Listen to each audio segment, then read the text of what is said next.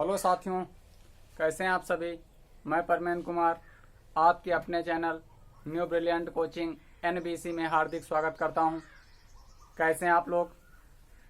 आशा करता हूं कि आप लोग घरों पे होंगे और सुरक्षित होंगे। तो आज हम आप लोगों के बीच लेकर आए हैं प्रकाश का भाग 2, जिसमें कल हम लोगों ने प्रकाश के बारे में अध्ययन किया था कि प्रकाश के बारे में किसने कौन सा वैज्ञानिक किस अवधारणा के बारे में बताया और प्रकाश कैसी तरंग है।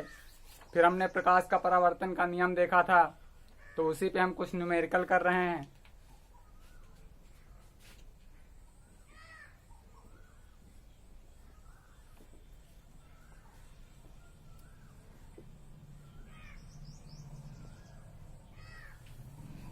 कल एक क्वेश्चन हो गया था, आज दूसरा क्वेश्चन हम कर रहे हैं।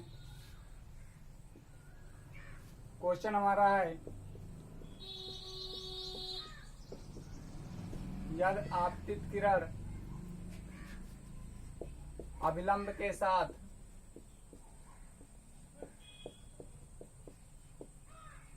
अभिलंब के साथ 60 अंश का कोण बनाती है तो परावर्तन कोण ज्ञात करो। यदि आपतित किरण अभिलंब के साथ 60 अंश का कोण बनाती है तो परावर्तन कोण ज्ञात करो। क्वेश्चन हमारा ये है। कल हमने आप लोगों को बताया था कि प्रकाश के परावर्तन नियम के अनुसार आपतित किरण अभिलंब के साथ जितने अंश का कोण बनाती है उतने ही अंश का परावर्तन कोण अभिलंब के साथ बनेगा। अर्थात I बराबर R। कल ये फार्मूला हमने पढ़ा था।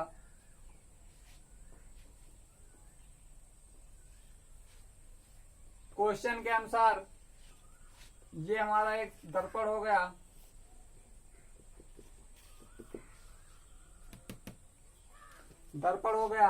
इसमें एक अभिलंब डाला गया। आपतित किरण अभिलंब के साथ, ये हमारा अभिलंब हो गया, ये दर्पण हो गया। आपतित किरण जो प्रकाश यहां से डाला जा रहा है अभिलंब के साथ, इसको हम I से इंडिकेशन देते हैं। और ये कितने अंश का बना रहा, 60 अंश का कोण बनाती, तो परावर्तन कोण ज्ञात करो। हमको ये कोण ज्ञात करना है, मतलब R की वैल्यू हमको फाइंड आउट करनी है। तो हमने बताया था आपतित किरण अभिलंब के साथ आपतित किरण अभिलंब के साथ जितने अंश का कोण बनाएगी, परावर्तित किरण अभिलंब के साथ उतने ही अंश का कोण बनाएगा। अर्थात I बराबर R और I की वैल्यू हमारी कितनी है, 60 अंश है। I की वैल्यू कितनी है, 60 अंश है। तब R की वैल्यू कितनी हो जाएगी, 60 अंश हो जाएगी। तो I की वैल्यू कितनी हो जाएगी, 60 अंश हो जाएगी। बात समझ में आया। अगला क्वेश्चन करते हैं, तो आंसर हमारा क्या हो जाएगा, 60 अंश। अगला क्वेश्चन करते हैं। समझ में आया ये बात। ठीक, इसको मिटाते हैं।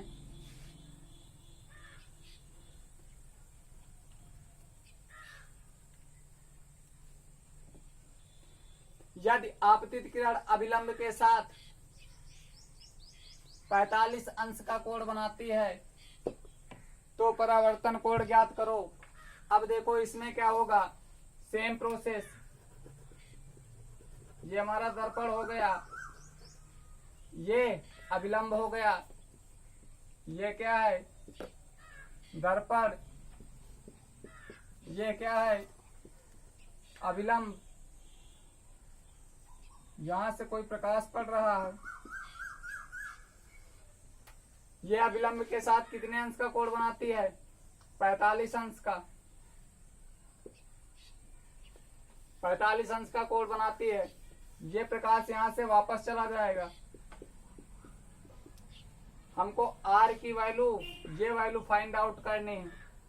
तो हमने बताया था आपतित किरण अभिलंब के साथ जितने अंश का कोण बनाती है, परावर्तित किरण भी अभिलंब के साथ उतने ही अंश का कोण बनाएगी। अर्थात I बराबर आर, आई की वैल्यू है 45 डिग्री, तो आर की वैल्यू कितनी हो जाएगी 45 डिग्री। यही हमारा क्या हो जाएगा, आंसर हो जाएगा। अब हम अगले टाइप के न्यूमेरिकल करते हैं, थोड़ा इससे एक स्टेप और आगे चलते हैं।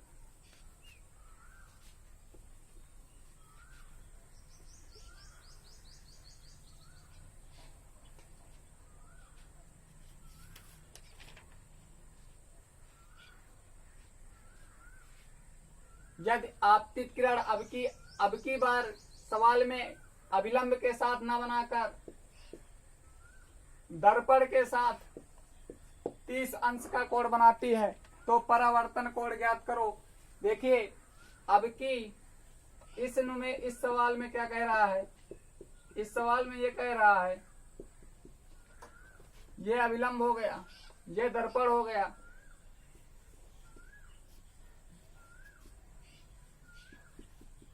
ये हमारी आपतित किरण हो गई, ये परावर्तित किरण हो गई। अब की बार सवाल में क्या कहा गया है कि आपतित किरण दर्पण के साथ, दर्पण हमारा क्या कहाँ ये है, आपतित किरण कौन सी ये है, तो अब की बार हमको इस कोण का मान बताया गया है, कितना है ये 30 डिग्री। ये कितना बताया गया है 30 डिग्री। तो पूछा कौन सा गया है, ये वाला आर पूछा गया है, आर फाइंड आउट करना है। तो हमने बताया था कि प्रकाश के परावर्तन नियम के अनुसार आपतित किरण अभिलंब के साथ, मतलब इस कोण की हम बात कर रहे हैं, ये कोण जितना होगा उतना ही ये कोण होगा। लेकिन अब की बार हमको अभिलंब के साथ कोण ना देकर दर्पण के साथ दिया गया है, तब हम लोग क्या करेंगे। तो आप लोगों ने पाइथागोरस प्रमेय पढ़ा होगा, पाइथागोरस प्रमेय पढ़ा होगा। अब देखो ये इसको मान लेते हैं ए, इसको मान लेते हैं ओ, इसको मान लेते हैं बी। तो ए ओ बी अगर देखा जाए ए ओ बी बराबर कितने अंश होगा पाइथागोरस प्रमेय के अनुसार 90 अंश। कितने होगा 90 अंश। और इसको मान लेते हैं हम सी, और ए ओ सी कितना दिया है 30। तब हम सबसे पहले हमको आई की वैल्यू फाइंड आउट करनी है, आपतन कोण हमको ज्ञात करना है। तब आपतन कोण क्या होगा सी ओ बी बराबर 90 माइनस 30 बराबर 60 अंश। अर्थात आई की वैल्यू कितनी आ गई 60 अंश। और जब आई की वैल्यू 60 अंश आ गई तब आर भी हमारा आई के बराबर होता है। तो आर क्या हो जाएगा 60 डिग्री हमारा क्या हो जाएगा आंसर हो जाएगा। फिर से एक बार समझिएगा, जब दर्पण के साथ कहे तब 90 से जितना मान दिया रहे उतना घटा देंगे, तो वो हमारी आई की वैल्यू होगी। और आई इक्वल क्या होता है आर होता है। तो इसका आंसर क्या होगा 60 अंश होगा। एक सवाल और देखते हैं।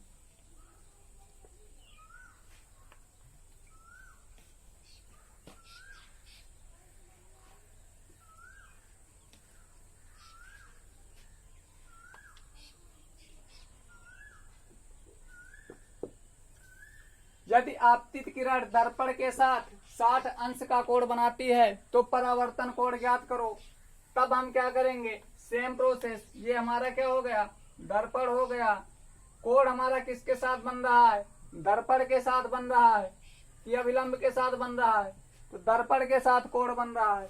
यहाँ से हम प्रकाश डाल रहे हैं, ये जो प्रकाश डाल रहे हैं इसको हम कौन सी किरण कहेंगे आपतित किरण कहेंगे। और ये जो प्रकाश टकराकर वापस जा रही है इसको परावर्तित किरण कहेंगे। ये हमारा क्या है आई है और ये हमारा क्या है आर है। तो हमको ये वैल्यू दी गई है, ये वैल्यू कितनी दी गई है 60 अंश।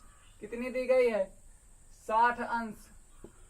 तो हमने बताया था कि ये ये कोण, ये जो रेखा गई है, ये टोटल कितने अंश है 90, और इतना कितना दिया गया है, इसको हम नाम रख लेते हैं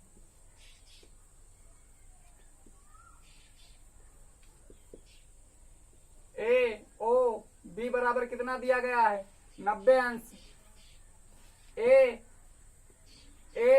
ओ बी कितना है 90 अंश है। हम समझ सकते हैं कि ये हमारा कितना लंब कर्ण आधार वाले फार्मूले से आप समझ सकते हैं। ये समतल है, ये समकोण है। समकोण हमेशा कितने पे होता है 90 अंश। तो समकोण कोण हमेशा कितना होता है 90 अंश। दिया हमको क्या गया है ए ओ सी बराबर 60 अंश। तब बी ओ सी कितना हो जाएगा 30, अर्थात आई बराबर 30 अंश। तो परावर्तन नियम के अनुसार आई इक्वल क्या होता है आर। तो आर की वैल्यू कितना हो जाएगा 30 अंश। तो आशा है कि आप लोगों के सवाल सारे समझ में आ गए होंगे। अब हम आगे बात करते हैं।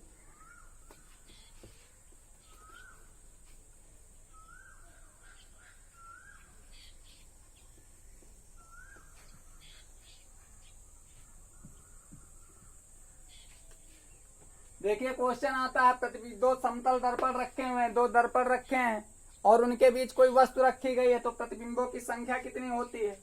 मान लीजिए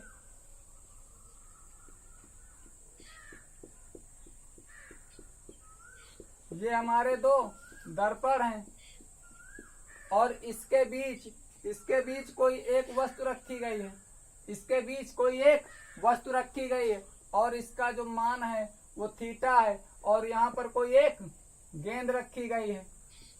तो इस गेंद के कितने प्रतिबिंब बनेंगे। दो दर्पण रखे हुए हैं, दोनों दर्पणों के बीच थीटा अंश का कोण बन रहा है, थीटा डिग्री बन रहा है, और यहाँ पर एक गेंद रखी है। तो हमको कितने गेंद दिखाई देंगे, प्रतिबिंबों की संख्या कितनी होगी। तो इसको प्रतिबिंबों की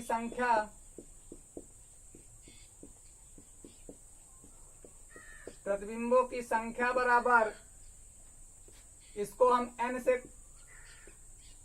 इंडिकेशन दे सकते हैं 360 अपान थीटा।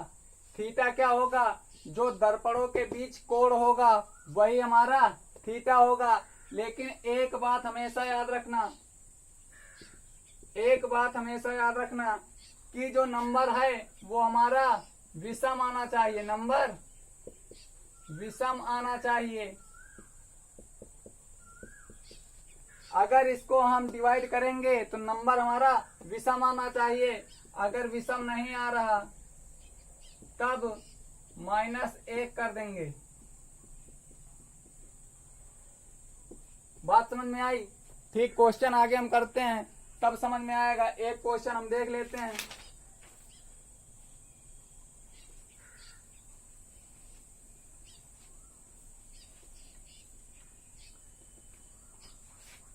क्वेश्चन लिखिए, दो दर्पणों के बीच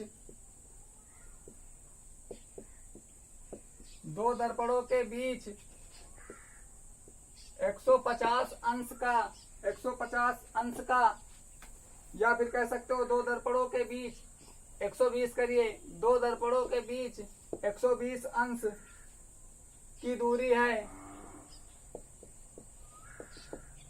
है और दोनों दर्पणों के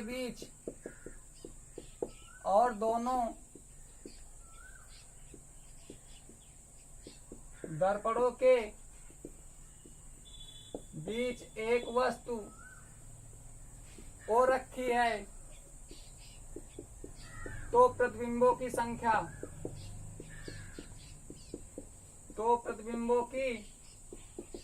ज्ञात करना है। देखो हमने बताया ये दो दर्पण है, कोई इसका मान कितना दिया गया है 120 अंश, और यहाँ पर एक वस्तु क्या रखी गई है O। तो O के कितने प्रतिबिंब बनेंगे। तो इसके लिए हमने क्या बताया था, n बराबर 360 बटे थीटा। थीटा का मान कितना है 120 अंश। तो 360 बटे 120 बराबर कितना 3। प्रतिबिंबों की संख्या कितनी होगी 3। तो आज की क्लास यहीं तक। अगली क्लास कल होगी। तो कैसी लगी आप लोगों को क्लास, कमेंट के माध्यम से जरूर बताएं। वीडियो को लाइक एवं शेयर करना ना भूलें तथा चैनल को सब्सक्राइब करें। और आप लोग कंजूसी करते हैं, आप लोगों को घर बैठे क्लासें मिल रही हैं, आप लोग कम से कम वीडियो को लाइक तो कर दिया करो और अपने दोस्तों के बीच शेयर कर दीजिए। आप लोगों को कोई नुकसान उसमें नहीं हो जाएगा और ना ही आप लोगों से हम लोग कुछ मांग रहे हैं। बशर्ते हम लोग इतनी मेहनत कर रहे हैं तो आप लोग वीडियो को लाइक एवं शेयर तो कर ही सकते हैं। ओके, जय हिंद।